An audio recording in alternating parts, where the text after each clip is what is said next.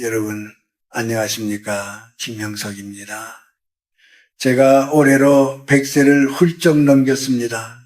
한 세기를 넘게 살다 보니 사람들은 저에게 묻곤 합니다. 교수님, 장수의 비결이 무엇입니까? 혹은 어떻게 하면 말년까지 복을 누리며 살 수 있습니까? 라고 말이죠. 그러면 저는 화려한 건강 비법이나 재테크 기술 대신 아주 단순하지만 무거운 지혜 하나를 들려줍니다. 바로 우리가 매일 내뱉는 말에 대한 이야기입니다. 사실 저는 지난 100년 동안 수많은 사람의 흥망성쇠를 곁에서 지켜봤습니다. 젊은 시절 남부러울 것 없이 떵떵거리던 이가 순식간에 몰락하고, 반대로 이름 없던 이가 만인의 존경을 받는 어른으로 성장하는 과정을 보았지요. 그런데 그들의 운명이 갈리는 지점에는 항상 공통점이 있었습니다. 그것은 그가 가진 재산의 양도 학벌의 높낮이도 아니었습니다. 바로 그 사람의 입에서 나오는 말의 기운이었습니다. 옛 어른들께서 화는 입으로부터 나온다 시죽고 하셨지요. 예전에는 그저 조심하라는 훈계 정도로 들렸을지 모르나 100년을 살고 보니 이것은 무서운 우주의 섭리임을 깨닫게 됩니다. 우리가 내뱉는 말은 공중으로 흩어지는 소음이 아닙니다. 그것은 내 몸 안에 차곡차곡 쌓이는 에너지이며 동시에 나를 둘러싼 운명의 지도를 그리는 붓과 같습니다. 특히 인생의 반환점을 도는 50세 이후에는 이 입이 곧 그 사람의 풍수가 됩니다. 젊었을 때는 기운이 넘쳐 말 한마디 실수해도 금방 만회할 수 있습니다. 하지만 나이가 들수록 우리의 말은 그 사람의 인격과 영혼을 그대로 드러내는 거울이 됩니다. 말 한마디로 공들여 쌓아온 복을 한순간에 쏟아버리는 사람들을 보면은 제 마음이 참으로 안타깝습니다. 여러분, 밥을 담는 그릇은 깨지면 새로 사면 그만이지만 복을 담는 입이라는 그릇은 한번 금이 가면 좀처럼 메우기가 어렵습니다. 내가 오늘 무심코 던진 불평 한마디, 누군가를 깎아내리는 비수 같은 말 한마디가 내 노년의 평안을 갉아먹고 있지는 않은지 깊이 들여다봐야 합니다. 저는 오늘 여러분께 우리가 절대 입 밖으로 내지 말아야 할 우리 삶의 복록을 갉아먹는 세 가지 말에 대해 제 긴 삶의 경험을 빌려 말씀드리고자 합니다. 이것은 단순히 예절의 문제가 아닙니다. 여러분의 남은 생을 귀하게 만들 것인가, 아니면 고통의 굴레 속으로 밀어넣을 것인가를 결정하는 아주 절실한 생존의 문제입니다. 부디 이 노인의 이야기가 여러분의 마음밭에 작은 씨앗이 되어 여러분의 삶에 향기로운 꽃이 피어나길 간절히 바랍니다. 이제 그 첫 번째 이야기부터 천천히 시작해 보겠습니다. 우리가 평생을 살아가며 가장 경계해야 할 첫 번째 말은 바로 원망과 한탄의 말입니다. 내 팔자가 그렇지 뭐 부모를 잘못 만나서 시대가 나빠서라며 자신의 삶을 부정하는 말들 말입니다. 제가 살아온 100년의 시간 동안 입버릇처럼 나는 힘들다, 나는 운이 없다고 말하던 친구들이 있었습니다. 그들은 젊은 시절 꽤 총명하고 재능도 많았지만 신기하게도 그들의 노년은 그들이 내뱉은 말 그대로 흘러갔습니다. 왜 그럴까요? 원망하는 말은 독성이 강한 화살과 같아서 상대를 향하기 전에 먼저 자신의 영혼을 관통하기 때문입니다. 우리 한국 사람들은 유독 하늘이 많다고들 하지만 그 하늘 말로 쏟아내기 시작하면 그것은 더 이상 예술도 승화도 아닌 그저 자기 삶을 무너뜨리는 저주가 되고 맙니다.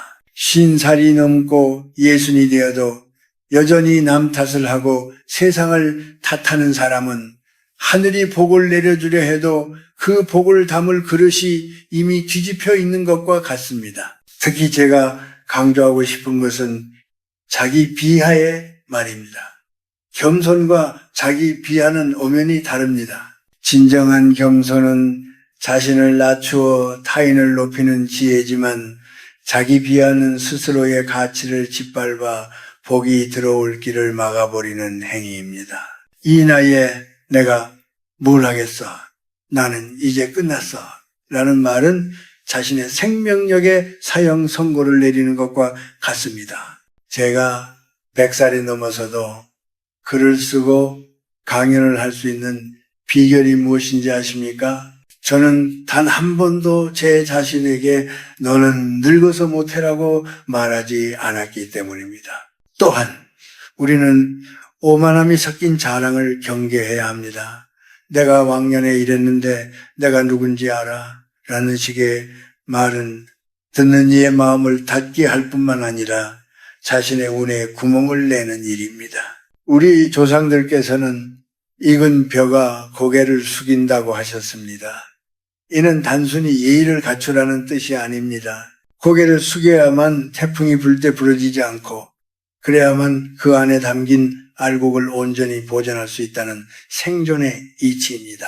자신의 성취를 과시하는 순간 주변에는 시기와 질투라는 어두운 그림자가 모여듭니다. 보이지 않는 곳에서 쌓이는 그 부정적인 에너지는 결국 나를 넘어뜨리는 걸림돌이 됩니다. 복이란 본래 조용하고 맑은 곳을 좋아합니다.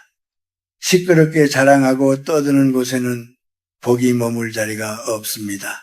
인생의 후반전을 걷고 있는 여러분, 이제는 입을 열어 불평을 쏟아내기보다 깊은 호흡으로 침묵을 채워보십시오. 힘들 때일수록 다 내 덕분이다 혹은 그럴 수도 있지라는 긍정의 수용을 해보십시오. 고통을 밖으로 쏟아내지 않고 안에서 사겨낼 때 비로소 그 고통은 지혜라는 진주가 됩니다. 말은 씨가 된다는 옛말은 틀린 것이 하나도 없습니다.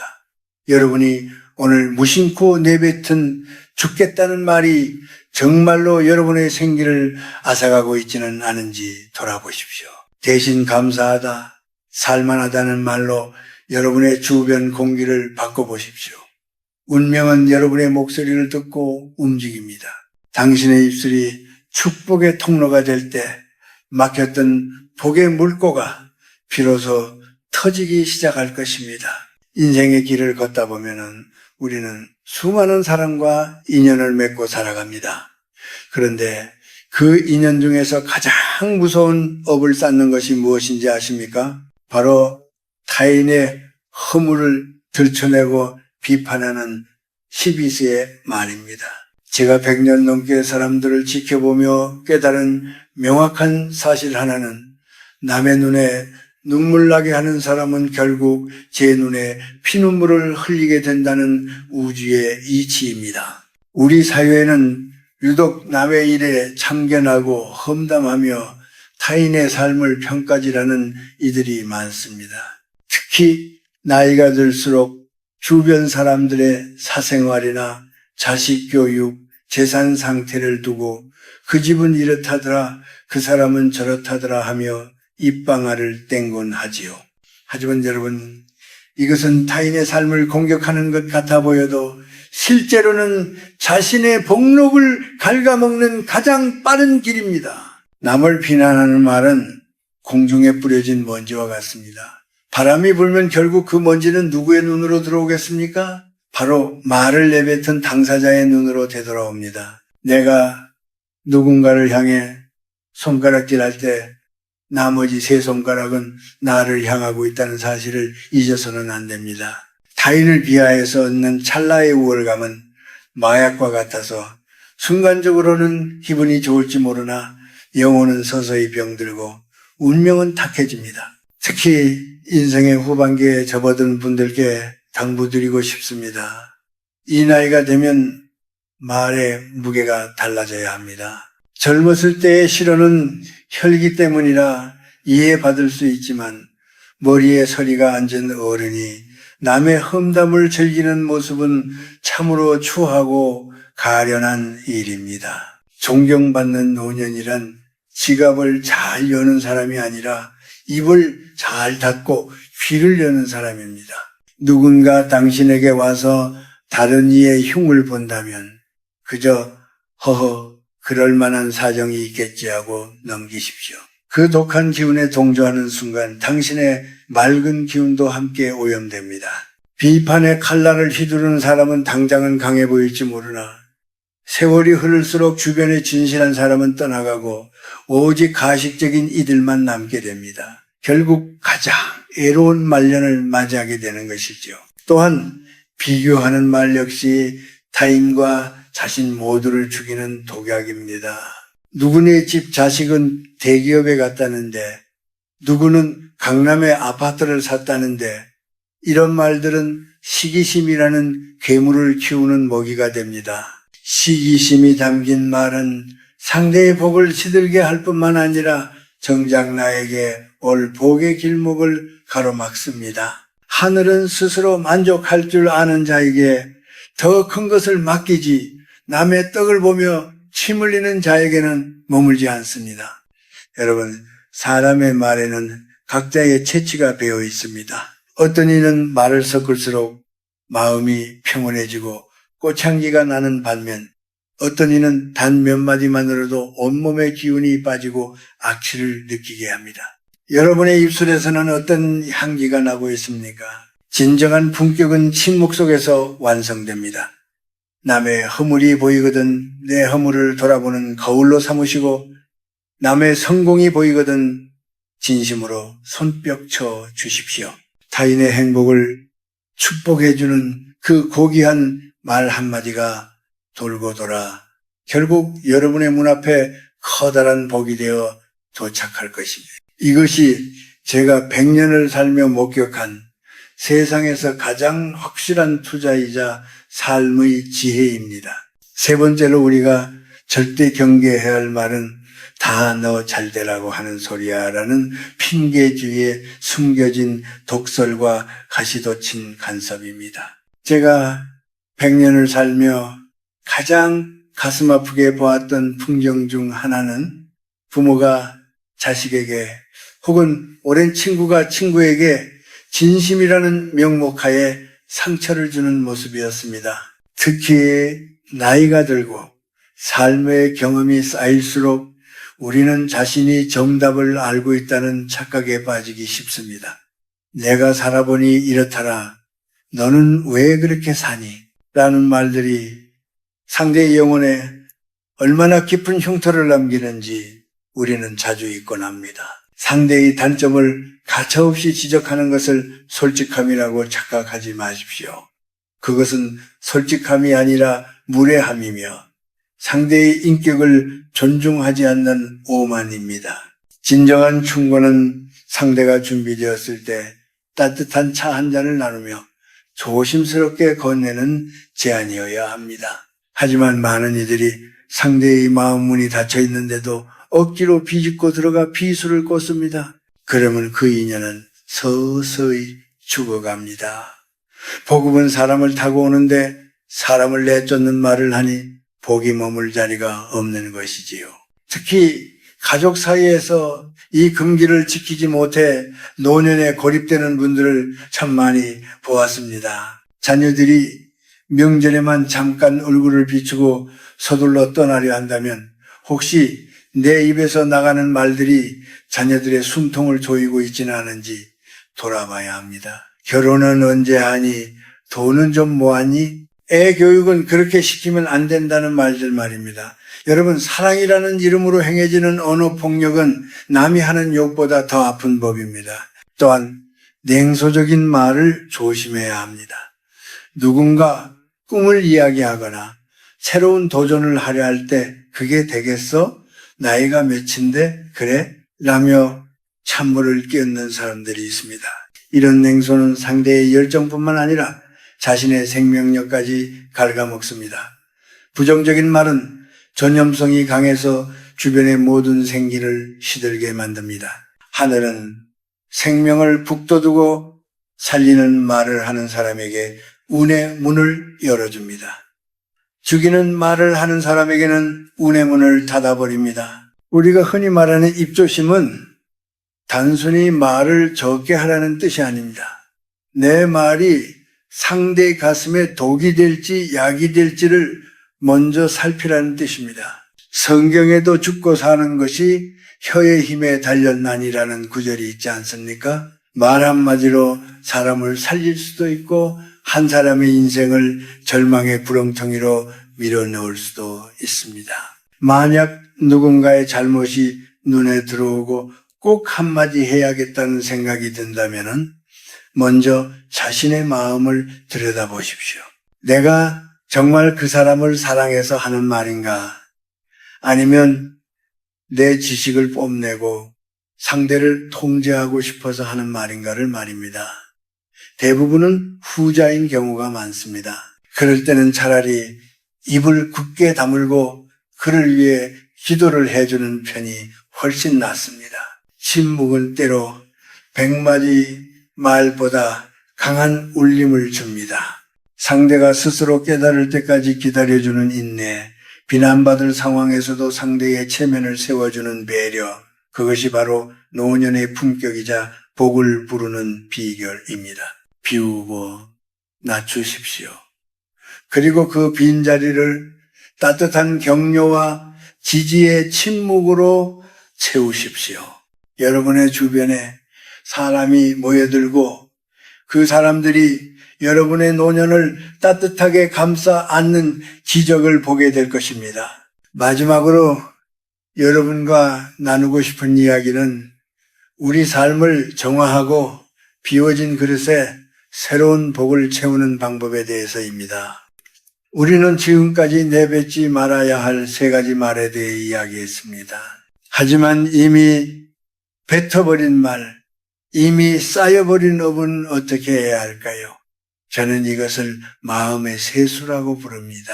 우리가 매일 아침 세수를 하며 얼굴에 때를 벗겨내듯 우리의 언어와 마음 또한 매일 닦아내야 합니다.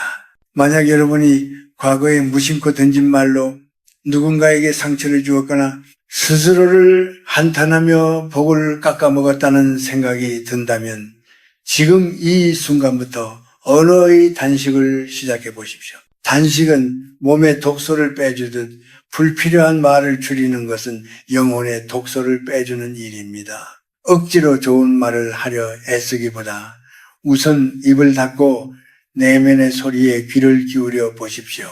침묵은 단순히 말이 없는 상태가 아니라 내 영혼이 비로소 안식을 얻고 운명의 에너지를 응축하는 시간입니다. 나이가 들어 50대, 60대를 넘어서면 우리는 버리는 연습을 해야 합니다. 집안의 낡은 물건을 정리하듯 내 입에 붙어있는 고약한 언어 습관들도 하나씩 내다 버려야 합니다. 슬기운에 빌어 내뱉는 실언, 상대를 가르치려 드는 고집스러운 말투, 나만 옳다는 편협한 생각들을 비워내십시오. 그 빈자리를 무엇으로 채울지는 고민하지 않아도 됩니다. 깨끗하게 비워진 그릇에는 하늘이 안아서 맑은 복수를 채워주기 때문입니다. 또한 누군가로부터 비난이나 모욕을 당했을 때의 대처법도 중요합니다. 누군가 여러분에게 오물 같은 말을 던진다면 그것을 덥석 받지 마십시오. 상대가 던진 쓰레기를 내가 받지 않으면 그 쓰레기는 결국 누구의 것이 되겠습니까? 여전히 던진 사람의 몫으로 남는 법입니다. 화를 화로 갚는 것은 상대의 불운에 내 운명을 동승시키는 어리석은 짓입니다. 그저 허허 웃으며 넘길 수 있는 여유, 그것이 바로 100년을 살아온 이 노인이 터득한 최고의 자기 방어이자 복을 지키는 기술입니다. 여러분, 인생은 결국 나 자신과 나누는 대화의 연속입니다. 내가 남에게 하는 말은 사실 내 무의식이 듣고 있는 나 자신에게 하는 말과 같습니다. 그러니 타인에게 꽃 같은 말을 건네는 것은 결국 내 인생의 정원에 꽃을 심는 일입니다. 고맙다, 미안하다, 참 애썼다는 이 짧은 말들이 여러분의 노년을 얼마나 풍요롭고 품격 있게 만드는지 직접 경험해 보시길 바랍니다. 이제 긴 이야기를 마무리하려 합니다. 저는 100년 넘는 세월을 살며 깨달았습니다. 행복은 멀리 있는 대단한 성취가 아니라 오늘 내가 내뱉은 따뜻한 말 한마디, 그리고 지켜낸 고요한 침묵 속에 있다는 것을 말입니다. 여러분의 입술이 남을 살리고 자신을 세우는 귀한 도구가 되길 바랍니다. 여러분의 가정의 평화가 깃들고 여러분의 노년이 석양처럼 아름답고 눈부시게 빛나기를 이 노인이 간절히 기도하겠습니다. 부디 평안하십시오. 그리고 오늘 만나는 첫 번째 사람에게 세상에서 가장 따뜻한 인사를 건네보십시오. 그것이 여러분의 운명을 바꾸는 위대한 시작이 될 것입니다. 감사합니다.